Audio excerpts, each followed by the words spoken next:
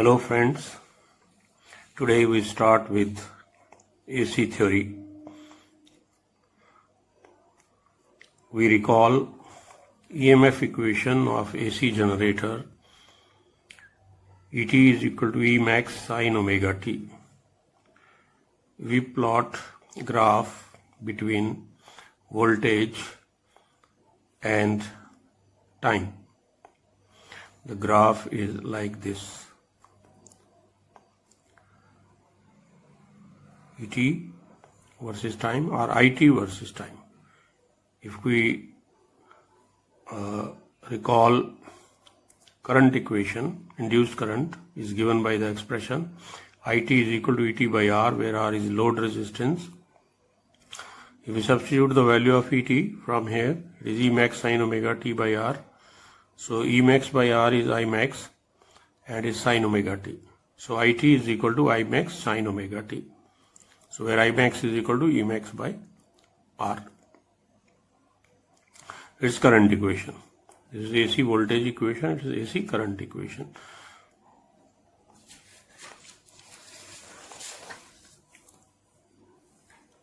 Now some definitions which we are to understand, which we come across during study of AC theory.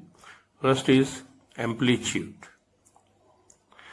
The maximum value of positive or negative half of an alternating quantity, voltage or current at any instant of time is defined as an amplitude. Positive half, negative half. The maximum value at any instant of time. Here maximum value is this. Here maximum value is this. Here maximum value is this, here maximum value is this, here maximum value is this. So at any instant of time, what is the value of voltage or current? That gives us the amplitude. The maximum value of positive or negative half of an alternating quantity, voltage or current at any instant of time is defined as amplitude. Now we come to cycle. Second term, cycle. One complete set of positive and negative half together of an AC waveform is defined as cycle. Complete set, positive half and negative half. This complete set is defined as cycle. The third term that we are to understand is time period. Time period. The time taken to complete one cycle is defined as time period, and it is denoted by letter capital T. Capital T. So this is one complete cycle, complete set of positive and negative half that constitute a cycle. So time taken to complete one cycle, that is called as time period. So from here to here, what is the time taken? That is called as time period. Fourth term we have to understand is frequency. The number of cycles completed per second is defined as frequency, and it is denoted by F. It is reciprocal of time period. Now, fifth point, what is the relation between frequency and time period? Both are reciprocal to each other. That is, F is equal to 1 by T or T is equal to 1 by F. Now we come to sixth point, phase. It is very important term to be understood by everyone to understand AC theory. I define what is phase. The fraction of time period of an alternating quantity, voltage or current, that has elapsed since the quantity last passed through zero position of reference, that is origin. Consider this waveform, voltage waveform or current waveform. Now this side amplitude plus, this side minus, and this side time. So I mark some points on time axis. O, A, B, C, D, E and F. O to D is one time period, because time taken to complete one cycle is time period. Now at O, fraction of time period which has elapsed at O is 0. At A it is T by 4. At B it is T by 2. At C it is 3 by 4T. And at D it is T. Now this phase angle also gives us the information about phase. If we are not interested in fraction of time period, then we can take up phase angle for representing phase of the wave. At O, phase angle is 0 radian. At A, phase angle is pi radian, pi by 2 radian.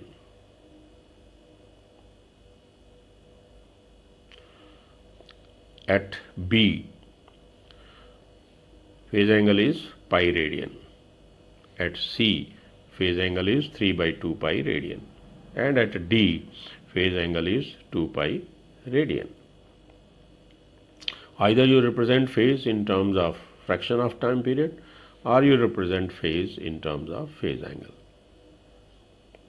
Okay? Phase difference. What is phase difference? The words itself explain. The difference in phase angle between two AC waveforms is defined as phase difference. Now consider three waveforms. Waveform A, waveform B, and waveform C. So I have drawn three waveforms before you. Now A is how we calculate phase difference.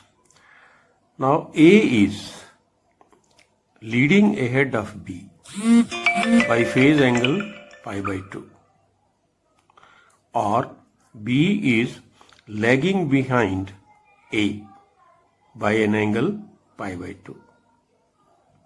So phase difference between A and B therefore is equal to pi by 2. Now consider waveform A and C. Previously we have considered waveforms A and B, A and B. Now we consider waveform A and C. Waveform A and C. Phase difference between A and C is pi by 2. We say C is leading ahead. C is leading ahead of A by pi by 2, or A is lagging behind C by an angle pi by 2. A is lagging behind, C is leading ahead, because C crosses the reference line earlier than A. So C is leading. A crosses the reference line later than C. So A is lagging behind C. Similarly, consider waveforms B and C. B and C. Now phase difference, you have to consider waveform B and C. Now phase difference is pi. B and C, phase difference is equal to pi. So we say C is leading ahead of B by an angle pi, or B is lagging behind C by an angle pi radian. So C is leading ahead of B by pi radians, or B is lagging behind C by pi radians. This is how we consider phase difference between two waveforms. Now representation of complex quantity in various forms. Representation of complex quantity in various forms. We have to understand it. So this is our 8th term. How we understand the representation of complex quantity in various forms. Let us see. So this is a complex quantity Z. Suppose there is a point P, X, Y in coordinate plane. So P, X, Y. So this is X part, this is Y part, and this is Z part. So how we write? This angle is phi. So how we write? In rectangular form we write complex Z. Because this is a real axis, this is imaginary axis, so pxy, when we write the number pxz, complex number z, so it will be an complex, there will be imaginary part, there will be real part.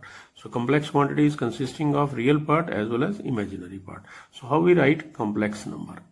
Complex z is equal to x plus jy, x plus jy, where j is equal to -1, under root -1, where j is equal to under root -1. You are familiar with iota. Iota is under root -1 and j square is equal to -1. J signifies y is perpendicular to x, 90-degree rotation, x plus 90-degree rotation y. Okay, so this is how we mark it as equation 1. In polar form, we write the same complex z as mod z angle phi, equation 2, where mod z is root x square plus y square and phi is equal to tangent inverse y by x. So you consider right angle triangle, Pythagoras, use Pythagoras theorem, z will be equal to under root x square plus y square. Okay, and y by x will be equal to tangent phi, so phi is equal to tangent inverse y by x. Now in trigonometric form, complex z is equal to mod z cos phi plus j sin phi, because x will be equal to z cos phi and y will be equal to z sin phi. So we take z common. So inside we write cos phi plus j sin phi. Here we substitute the value. X is equal to mod z cos phi plus j mod z sin phi. So we take out mod z common. So cos phi plus j sin phi. So this is, we mark it as equation number 3. Now in exponential form, the same complex z is written as z equal to mod z e raised to power j phi. Equation number 4. So this is exponential form, this is trigonometric form, this is polar form, this is rectangular form. You can interchange, replace each other by any one you require in your studies. Wherever you need, you can interchange directly. There is no need of any proof. Okay. Now, if, ninth point, if the point pxy lies in fourth quadrant here, then y becomes minus. Okay. Accordingly, we write in rectangular form complex z is equal to x minus jy. In polar form, we write complex z is equal to mod z minus phi, because the now angle is reversed.